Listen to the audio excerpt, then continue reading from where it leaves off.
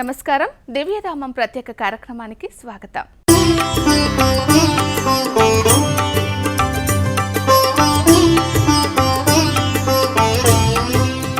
శ్రీరామ రామ రామేతి రమే రామే మనోరమే సహస్రనామ తత్తుల్యం రామనామ వరాననే. రామనామం తారక మంత్రం. రామనామాన్ని జపిస్తే చాలు మనకు అష్టైశ్వర్యాలు సిద్ధిస్తాయి, ముక్తి లభిస్తుంది. ప్రపంచానికి ఆదర్శనీయుడైన శ్రీ మహావిష్ణువు అవతారమే శ్రీరాముణ్ణి కొలిచేందుకు తెలుగు రాష్ట్రాలలో ప్రతి ఊరులోని మనకు రామాలయాలు కనిపిస్తాయి. అయితే రామాలయం అనగానే గుర్తొచ్చే విశిష్ట ఆలయాలు మాత్రం కొన్నే. రెండో భద్రాదిగా పేరుగాంచిన మహిమాన్విత ఆలయం గొల్లల మామిడాలలో వెలిసిన శ్రీ కోదండరామ ఆలయంపై ప్రత్యేక కార్యక్రమాన్ని ఇవాల్టి దివ్యధామం కార్యక్రమంలో చూద్దాం.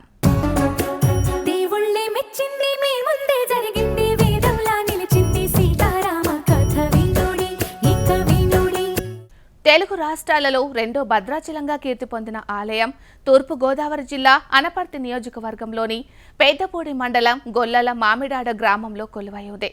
ఈ ఆలయంలోని కోదండ రామచంద్రమూర్తి సాక్షాత్తు శ్రీరామచంద్రమూర్తి నిండు పుండమి వలె భక్తులకు దర్శనమిస్తాడు.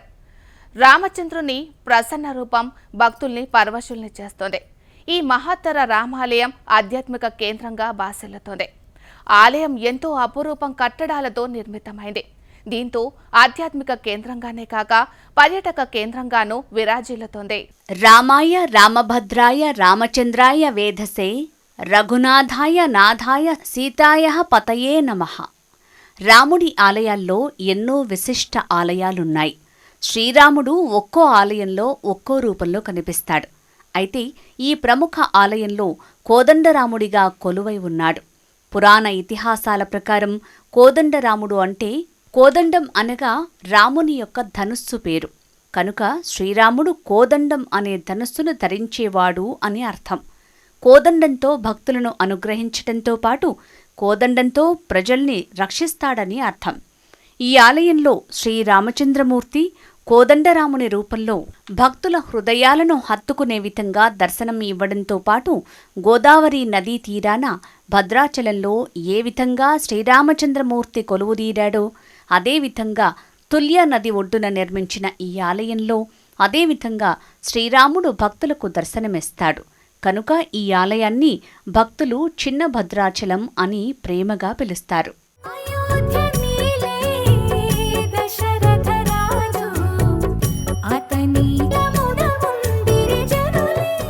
శ్రీరాముడి దివ్యక్షేత్రమైన గొల్లల మామిడాడ శ్రీ కోదండరామస్వామి ఆలయానికి భక్తులు ప్రతిరోజు భారీగా తరలివస్తారు.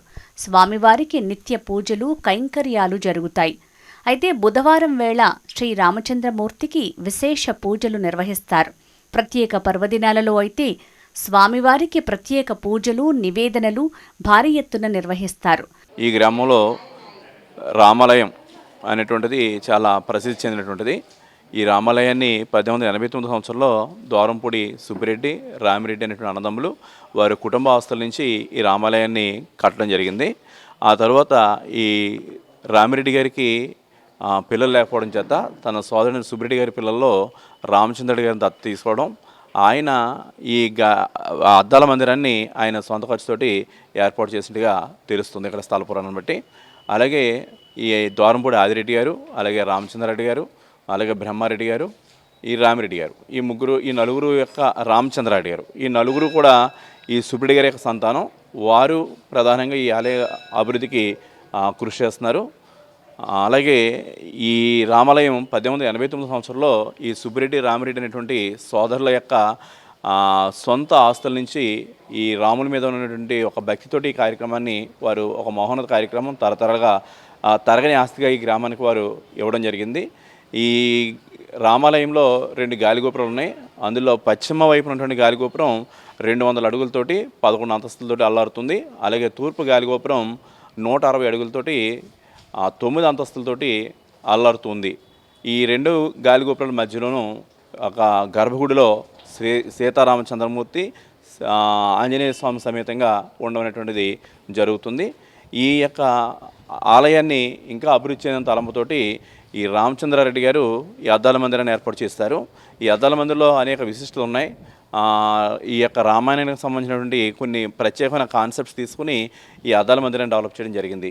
గొల్లల మామిడాడ గ్రామంలో ఉన్న శ్రీ కోదండ రామాలయానికి నిత్యం భక్తులు తరలి వస్తుంటారు. తుల్య నది ఒడ్డున నిర్మించిన ఆలయం ఎంతో సర్వాంగ సుందరంగా ఉంటుంది. ఈ ఆలయం కాకినాడ జిల్లా పరిధిలోనికి వస్తుంది. కాకినాడ నగరం నుంచి 25 కిలోమీటర్లు, రాజమండ్రి నుంచి 45 కిలోమీటర్ల దూరంలో ఈ ఆలయం ఉంది. ప్రశాంతమైన గ్రామీణ వాతావరణంలో పర్యావరణ హితంగా కనిపించే ఈ పుణ్యక్షేత్ర దర్శనం భక్తులకు ఓ మానసిక శాంతిని కలిగిస్తుంది. ఈ ఆలయానికి చేరుకోవాలంటే అనేక మార్గాలు ఉన్నాయి. బస్సు, రైలు, విమాన మార్గాల ద్వారా ఈ ఆలయానికి చేరుకోవచ్చు. ముందుగా ఏపీలోని రాజమండ్రికి చేరుకొని అక్కడి నుంచి బస్సు ద్వారా గొల్లల మామిడాడకు చేరుకోవచ్చు. లేదా కాకినాడ నుంచి కూడా సులభంగా బస్సు ద్వారా చేరుకోవచ్చు. గొల్లల మామిడాడ బస్ స్టాపుకు కొద్ది దూరంలోనే ఆలయం ఉండడంతో భక్తులు నడక మార్గం ద్వారా సులభంగా ఆలయానికి చేరుకోవచ్చు.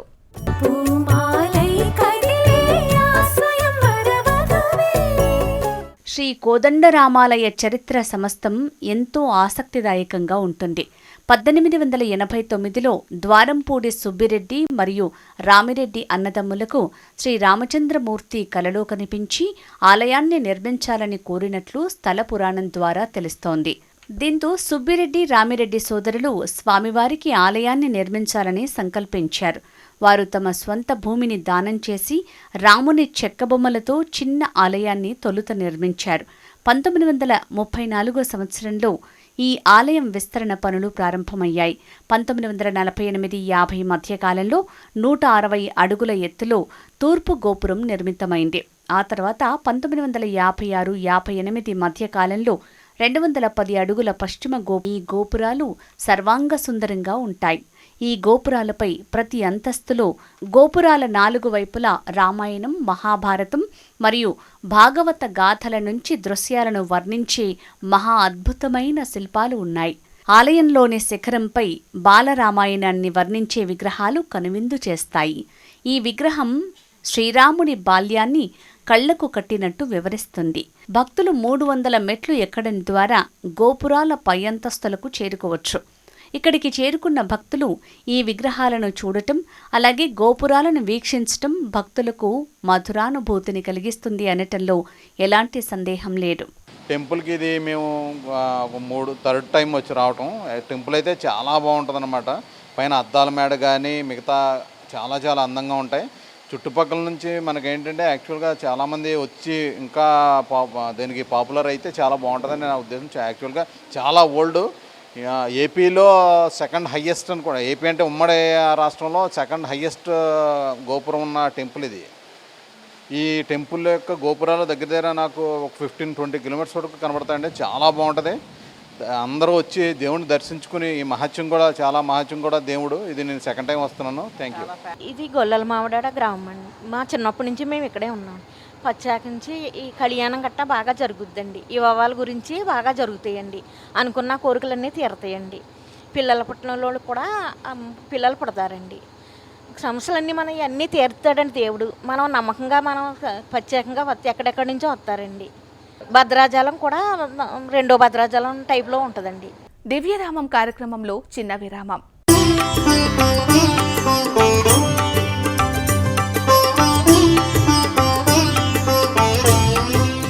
మహిమాన్విత గొల్లల మామిడాడ ఆలయం దినదిన ప్రవర్ధమానమవుతోంది.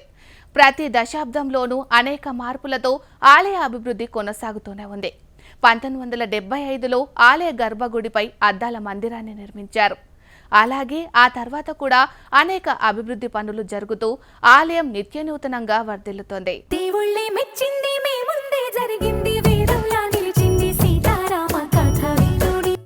గొల్లల మామిడాడ శ్రీరామ మందిరంలోని అద్దాల మండపం ఎంతో ప్రత్యేకమైంది. ఈ మందిరంలోనే శ్రీరామ పట్టాభిషేకం, హనుమంతుడికి ఆశీర్వాదం లాంటి దృశ్యాలు అద్దాలలో ప్రతిఫలిస్తుంటాయి. ఈ అద్దాల మందిరంలో ప్రవేశించిన భక్తులు వింత అనుభూతికి లోనవుతారు. ఈ అద్దాల మందిరం మాయా ప్రపంచాన్ని తలపిస్తుంది. ఈ ఆలయ గోపురాలపై ఆనాటి రామాయణం, భాగవతాలకు చెందిన అంశాలను శిల్పులు కళ్లకు కట్టినట్టుగా రూపొందించారు. గోపురాలపై ఉన్న శిల్పకళా సంపదను తిలకించేందుకు 2 కనులు చాలవని భక్తులు చెప్తుంటారు. ఈ ఆలయంలో మరో గొప్ప సంప్రదాయం నడుస్తోంది.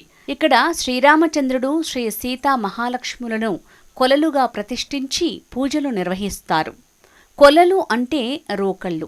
ఈ రోకళ్లలో ఒకటిని శ్రీరాముడిగా, మరోదాన్ని సీతామహాలక్ష్మిగా భావించి పూజలు చేస్తారు.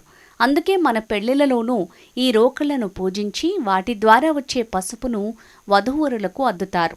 ఈ ఆచారం అక్కడి నుంచే వచ్చింది. సీతాలక్ష్మణ సంయుతం హనుమత సంసేవ్యమానం ప్రభం భక్తాభీష్టబలప్రదాన్నిరతం కోదండరామం భజే. రేజేటి మంజునాథాచార్యులు ఆలయ అర్చకులుగా ఇక్కడ ఉంటున్నాం. ఈ ఆలయానికి సంబంధించినంతవరకు భక్తాభీష్టబలప్రదాన్నిరతం, భక్తుల యొక్క అభీష్టాన్ని సిద్ధించేటట్టుగా ఇక్కడ 1889లో రామచంద్రమూర్తి కోలల రూపంలో ప్రతిష్ఠ జరిగింది. ఈ మందిరాన్ని 34 దగ్గరికి వచ్చేటప్పటికి విగ్రహ ప్రతిష్ఠ జరిగింది. ద్వారంపూడి సుబ్బిరెడ్డి గారు, రామిరెడ్డి గారు ఆలయ ధర్మకర్తలు.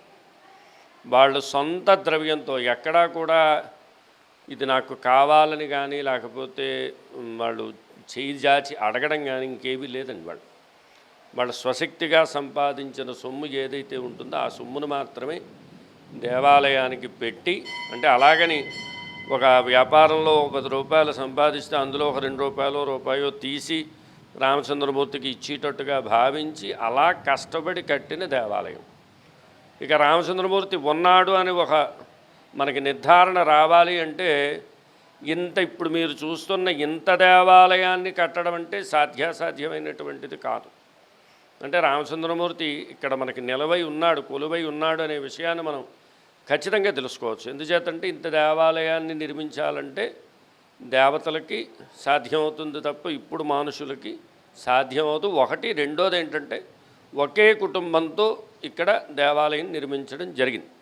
ఈ అద్దాల మందిరం దగ్గర ఏమిటంటే శ్రీరామనవమి ఇక్కడ మనకి పాంచరాత్రాగమంగా కళ్యాణోత్సవం జరుగుతుంది.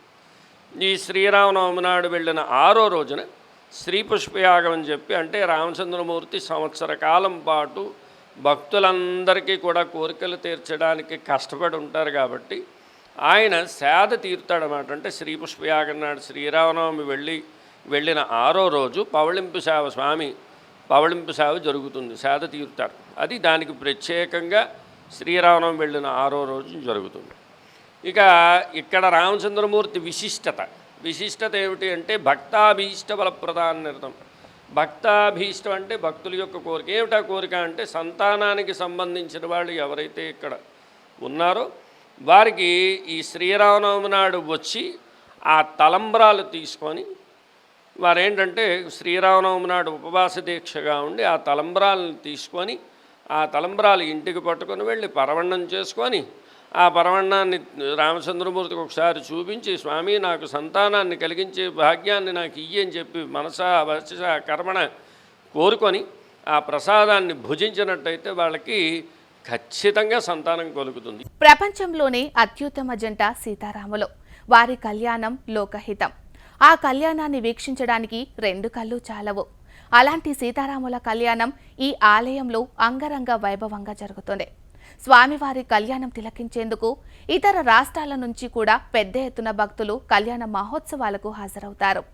దేవాదాయ ధర్మాదాయ శాఖ పరిధిలో ఈ ఆలయం లేకపోయినా ఈ ఆలయంలోని కళ్యాణ మహోత్సవానికి స్వామి అమ్మవార్లకు ప్రభుత్వం తరపున కాకినాడ జిల్లా కలెక్టర్తో పాటు అనపర్తి నియోజకవర్గ శాసనసభ్యులు కుటుంబ సమేతంగా స్వామివారికి నూతన పట్టు వస్త్రాలను సమర్పించడం ఆనవాయితీగా వస్తుంది. శ్రీరామ రామ రఘునందన రామ రామ, శ్రీరామ రామ భరతాగ్రజ రామ రామ, శ్రీరామ రామ రణకర్కశ రామ రామ, శ్రీరామ రామ శరణంభవ రామ రామ. ఈ ఆలయంలో జరిగే సీతారాముల కళ్యాణంలో ఉపయోగించే తలంబ్రాలకు విశేష ప్రాధాన్యం ఉంది.